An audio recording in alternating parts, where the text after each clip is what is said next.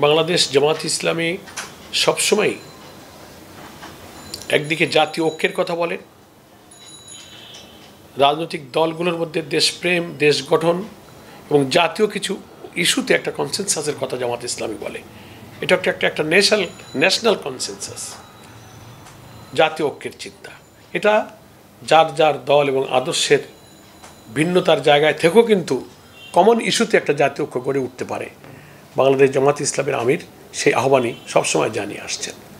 দুনিয়ার অনেক ডেমোক্রেটিক কান্ট্রিতে, গণতান্ত্রিক দেশে এই উদাহরণ কিন্তু আছে। প্রচুর মতপার্থক্য দলগুলোর মধ্যে, কিন্তু গুরুত্বপূর্ণ ন্যাশনাল ইস্যুতে তারা এক টেবিলে বসে চা খাচ্ছে। প্রিয় নাম্বার সেট করে বিকাশে সেন্ড মানি করুন ফ্রি।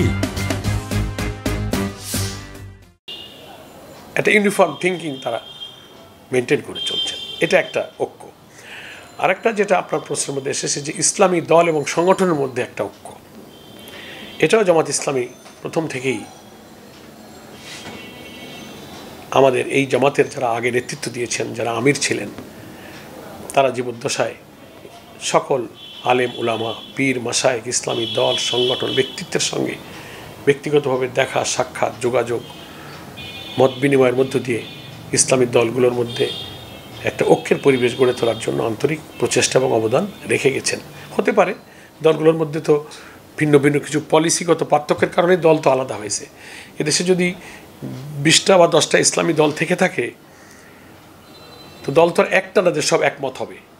ভিন্ন কিছু পলিসি আছে বলেই তো সে একটা পৃথক দল হয়েছে।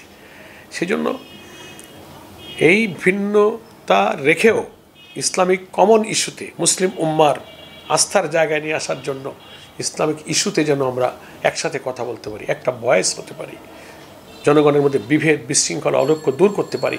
এই জন্য ইসলামী দলগুলোর ঐক্যের চেষ্টা জামাত ইসলামী করছে।